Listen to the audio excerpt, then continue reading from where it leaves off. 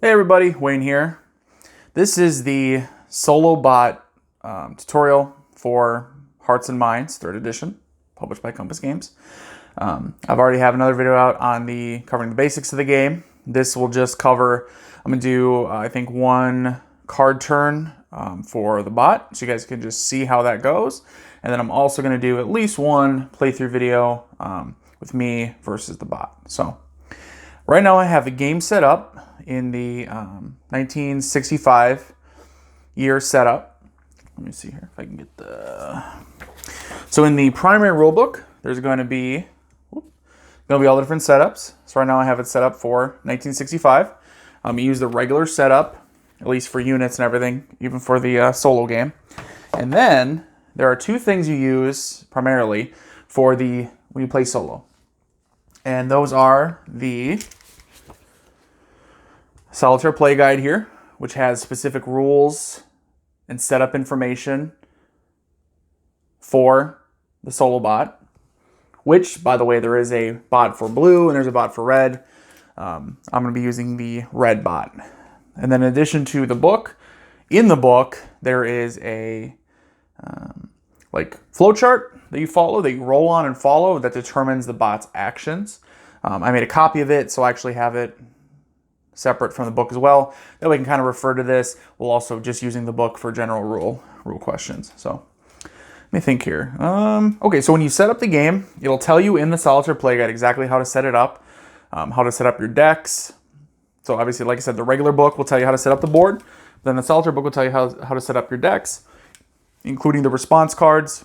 Blue and red will each have a separate response deck.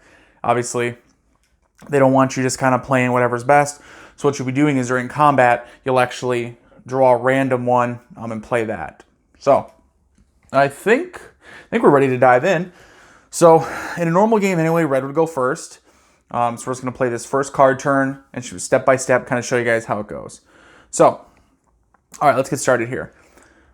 So you draw, and normally, and obviously a normal game, or say when you're the human side, so for this game, it'd be blue, I draw a hand of 5 cards, and then I can play 1 card each card turn. Well, with the bot, it's a little differently. It starts off, so I have my deck here on the right-hand side, so red will be over here, blue will be over here, wasn't clear. What you do is you go ahead and you draw 2 cards. Then you look at the resource points you gain from them. Firebase Zulu is 3, the Hanoi Hilton is 4. And what you do is you play the one, whichever one has the higher RPs, that's when you're going to play. You flip over the other one just so you can't see it. It doesn't, but you do keep it out. You do not discard it. You do not put it back on the deck. I mean, you could put it right back on top, but you'll see. You leave it out. All right. So we have our 4. And what I do is I keep track of the RPs with these little tokens. They're for stockpile points, but there's the game track, I keep track of them on there. So that way this keeps track of how many points I have left to spend. All right. So now we have our card. We have our RPs ready to go. We're going to have 4 RPs. And then right now you can't see it, but the bot has 2 RPs in the stockpile, SRPs. So we go ahead, we get started on the old flow chart here. And what it'll do, now I did skip you can make like what's called bot decisions. And this is an important part of it. Making bot decisions is rolling a 1d6. Throw a 1d6. And then if it is even, it's a yes. If it's odd, it's no. You also, if you say you have to choose between 2 provinces, you have to choose between 3 provinces, you'd roll your die to determine if there's ever a case where it doesn't say specifically, strongest or fewest units, etc. If it doesn't specify, usually it wants you to do a bot decision. Normally at the start of the game here, you'd make a bot decision on whether you draw a campaign card or not for the bot. I'm not going to, and then you would put it in the deck and shuffle it.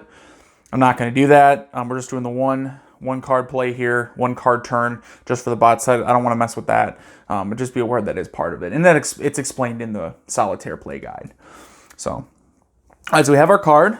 So what we'll do here is, all right, I'm going to go ahead and, so looking at our flow chart here, and I'm not going to have it up on the screen the whole time. I'm just going to kind of tell you that what you do, and I'll show you on the chart here. You start off and you actually are going to roll for this first section here. And a lot of it is divided if even, if odd. And then it'll tell you what to do. So you'll be rolling if even, if odd. And then once you're done with that, you go on to section number 1 right here. Roll another die, if even, if odd. And then you do the actions in each one. Then if you still have RPs left, you go to number 2. Roll another die, if even, if odd. It's an interesting way for it to go because there's all different options and most of these are very different. So you can go through one turn, you might have completely different things happen compared to the next turn. It also depends on how many RPs you have, kind of how far you can go down the flow chart and how much you're going to be able to accomplish. So let's start off here and just go ahead and get going. So roll a 1d6, a 2. So that is even, which that'll tell us. So right off the bat, and by the way, it's not listed on here. It's actually listed in another section in the Solitaire Play Guide.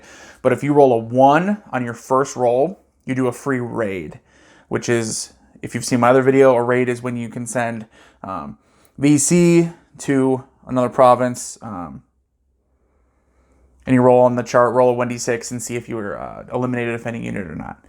All right, so even. So if even, spend 1 RP. So I'm going to go ahead and discard it now so don't forget. Spend 1 RP to move up to 4 infantry units and 1 support unit from North Vietnam into Quang Tri. And we are right here. Make sure it's on the camera there. Exit units move down the Ho Chi Minh Trail. Roll a die to see how many provinces they move. When moving cause overstacking, move that unit 1 additional province. No units are located in North Vietnam. Well, it's the beginning of the game, beginning of a year. So as you can see, North Vietnam up here in the top right is stacked. Tons of units. So we spent our 1 RP. So we're going to go ahead and move 4 infantry and 1 support unit. So let's go ahead and move these 4 veterans, and a support unit would be one of these assets like this artillery here. Go ahead and move with him down to Quang Tri. And now for the rest of this stack, so the rest of these are untried infantry, and then there's 1 artillery. You're going to go ahead and roll a 1d6 for each one to see how many provinces they move down the Ho Chi Minh Trail. Might be kind of hard to see on the video, but there's a dotted line. Very easy to see actually on the game board. Oop, get that big old die out of there. And that's where the Ho Chi Minh Trail is. So for example, I'll do 1 on camera, then I'll do the rest off camera so you guys don't see me roll this 20 times. 6.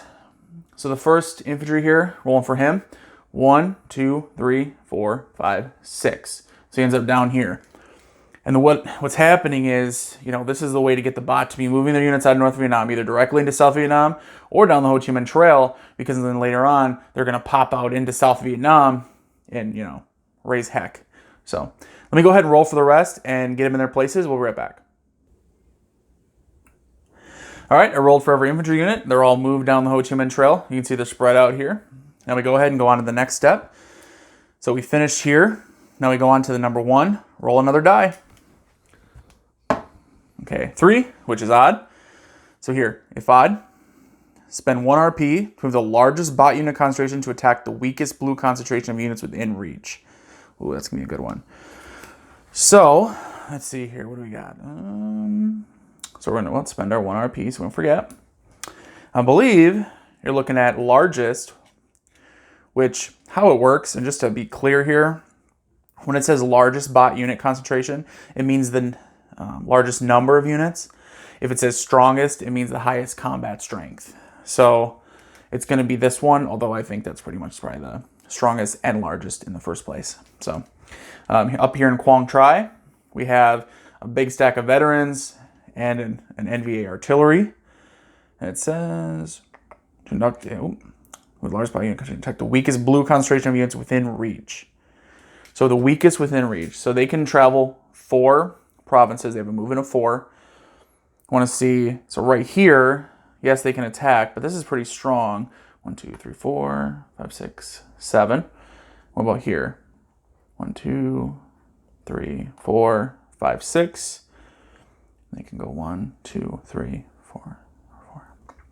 Yeah, they can't reach down here. So the weakest actually is going to be in Quang Nam. Now, 1, 2, 3. Yep.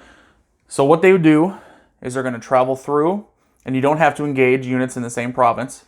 So they're going to travel through from Quang Tri through Tho Thien to Quang Nam.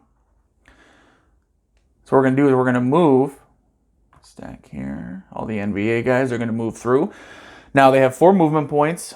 If you're traveling through a province with an enemy veteran unit, it does take an extra movement point. So that would be 1, and then 2, plus the extra 3. But they have plenty, they're able to travel. So no problem there. All right. Now they're in Quang Nam, and now they attack. So you guys are going to be able to see how combat works too. It's really not complicated at all. So combat starts off, defending units may evade. In this case, I don't want to evade, I want to fight him. Reveal any concealed VC units. There's no Viet Cong in Quang Tri, or Quang, what did I say? Quang Nam. Yep, we're in Quang Nam. Defending units remain, they are. Okay, if blue is attacking, I am not. I could react with additional forces, possibly, but I'm not attacking, I'm defending. Each player adds their factors, rolls a die, consults the battle table. At the same time, because, like I said, you are against the bot, you don't have the ability to choose a response card, or at least they don't want you to just choose it. You do it randomly. So I have the response decks already made up. So on the left side hand, I'm going to have blue over here. And from the right, we're going to have red. We're going to go ahead and, these are going to be the 2 response cards that each side has. So let's read them, see if they actually apply. So blue's on the left. Nope. Red's on the right. Nope. So they won't, sorry, hopefully you guys can actually read them. I'm sorry if they're a little blurry. But basically looking at them, they're not going to help. Neither one's going to be able to help this turn. And that's okay. And what they do is you actually shuffle them right back into the response deck. I'm not going to do that at the moment, but that's normally what you would do. All right, so now we're going to go ahead and look at our combat factors here. We have, oh man, 4 veteran NVA infantry.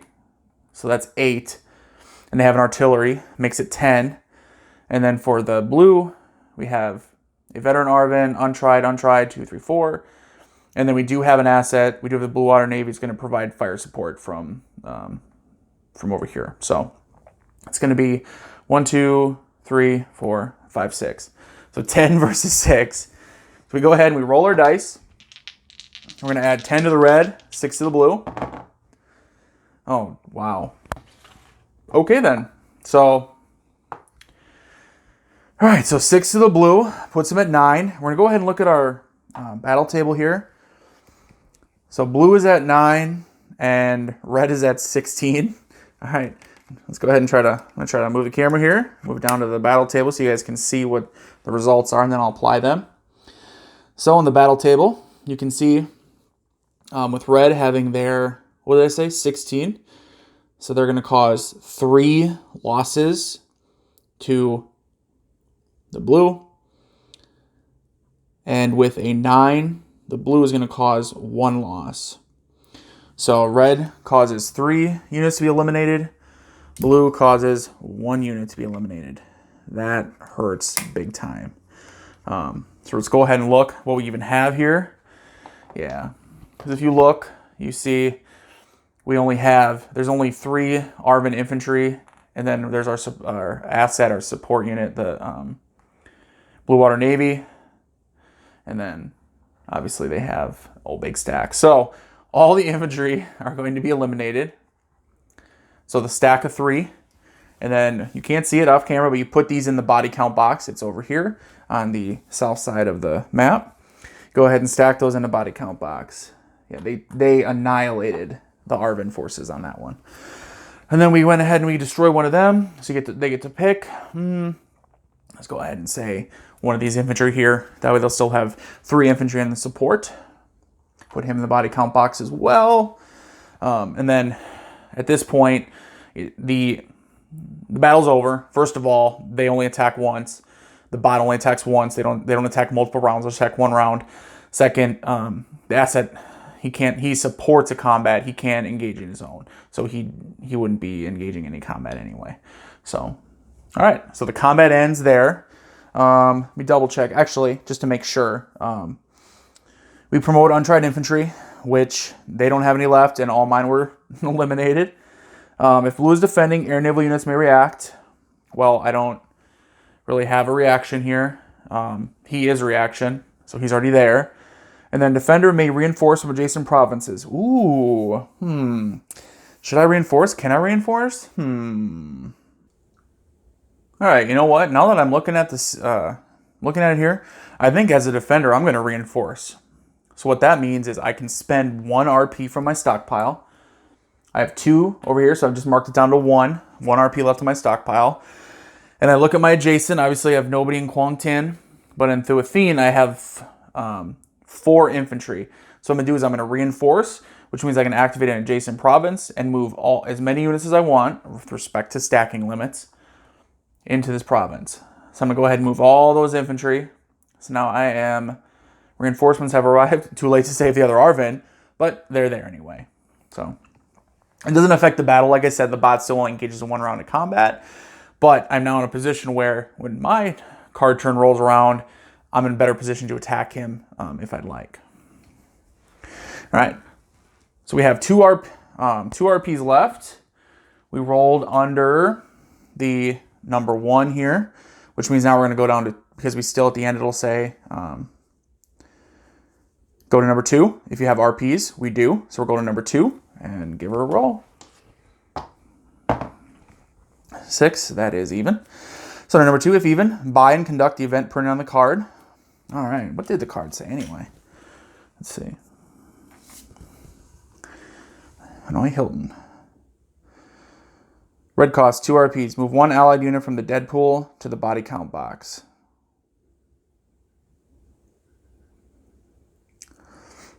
Oh, that would be, okay.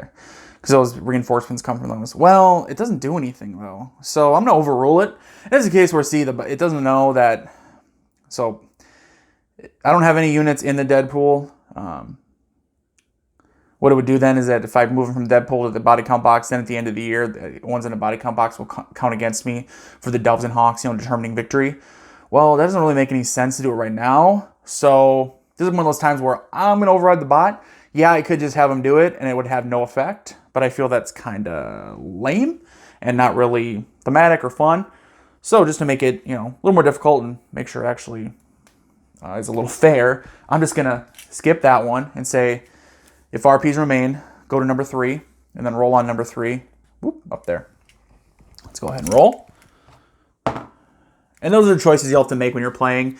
If you want to go strictly by the book, then yeah, go ahead, buy the event. Like it says, it'll do nothing. He uses up his last 2 RPs, his card turn is over. But it did nothing, and I just don't think that really is very fun for me. I'm going to make sure the game is a little bit of fun, a little bit of challenge.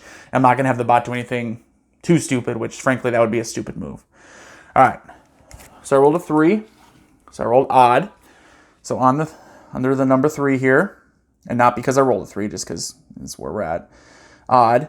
Spend 1 RP to attempt political control in 1 to 2 provinces where the odds of success are the most likely. 1 RP, huh? Let's see. What do we have for provinces where we're at?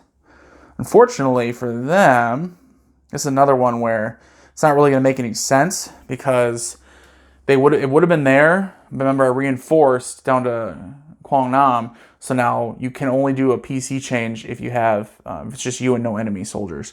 And so there's none of them alone. There's no North Vietnamese alone. That's another one where I'm just going to skip over and go to number 4. If RPs remain, go to number 4. 3, odd. All right. Spend all RPs, move all NVA units outside of North Vietnam, south along the Ho Chi Minh Trail, as well as any units already located on the trail. Roll a die for each force to see how many provinces each will travel south along the trail. Should a move cause overstacking or a force move more than 2 provinces off the end of the trail, it will instead move into an adjacent South Vietnamese province. Okay, that's a good one. So you see all these units on the Ho Chi Minh Trail? This is a good one to get them off the trail. So it's basically saying, hey, spend all your RPs. So right now we have 2. So I'm going to go ahead and just discard those. And I'm going to start rolling on these units and just see what happens. I'm going to roll off camera so you guys don't have to see every single one. All right, I finished moving them. So as you can see, the NVA troops have now shifted quite a bit. And let me go ahead and take it off the mount here. So sorry if the camera wheels a little bit. And now we have North Vietnamese all the way down to the most southern province on the Ho Chi Minh Trail. And the next move someone like him would make would be off the trail and into South Vietnam. So that was, I believe, let's look. Yep, we are sitting at 0 RPs left. So that is the bot turn. That's one bot card turn. So in the full turn or the full year, you get 4 of them. Now I'll kind of skip ahead a little bit just to show you what happens here. So I would go now. Blue would go. I would have my hand of 5, and I get to play it like regular. I have my hand of 5. I get to pick one I want to play. Go ahead and play it. RPs, just like I explained in the tutorial. Buying actions, buying event on the card, and kind of doing whatever I need to do to try to, first of all, start getting rid of probably some of these Viet Cong and these red flags. Maybe fight a battle here. I wouldn't necessarily prepare for the ones on the Ho Chi Minh Trail because I'm not sure what's going to happen with them yet. But trust me, I'm in my hands full just trying to get rid of some of these red flags. Trying to basically take back some of these provinces. After I do my card turn, comes back to the bot. And we had the one we played. We do discard that one. And now what we do is you can see, remember that one that was left out? What you do is you keep that one out, and you flip it back over, and we draw another one. We look at the RPs. Whichever one has the highest RPs is the one you play. If they're tied, then you go ahead and I believe you play the one that you most recently drew. Let me double check. All right, yep, just like I thought. So you'd flip over the one, and then you draw another one. Compare, whichever was most recently drawn is the one you would play. So in this case, go ahead and flip Fire-Based Zulu back over, and we play, we gotta get out of this place. And we go ahead, 3 RPs, and we carry out our turn according to the flowchart. As you can see, it's really not that complicated. Once you play the game and you get through, I mean, honestly, I would say a year or two of 4 card turns each side, you're going to pretty much have it down. Some issues are going to come up. You're going to have some questions. Wait, what does this mean? What does that mean? Or you might have to make the best choice. I know some people prefer that every choice be spelled out exactly. Unfortunately, that's not the case. You do have a nice, you have the Solitaire play guide that tells you, that is what, 8 pages long. You do have an entire sheet to tell you what to do, depending on what you're rolling. So there's a lot of guidance, But yes, the fact of the matter is, every now and then something's going to come up like I did, where it said to do something that I felt made no sense whatsoever, and you can either follow it, or, as I do in my games, I'll adjust it a little bit, say, okay, no, the bot's not going to waste 2 RPs, he's going to continue on, and then I still, though, randomize it, still follow the flowchart to figure out something else he's going to do. So, and again, there is a bot for both the red, which I was just using, and there is a bot for the blue as well. Hope you guys enjoyed that, and I will have another video, at least one more for a regular playthrough using the red bot. So I hope you enjoyed seeing what the Solitaire bot for Hearts and Minds is. Until next time, later guys.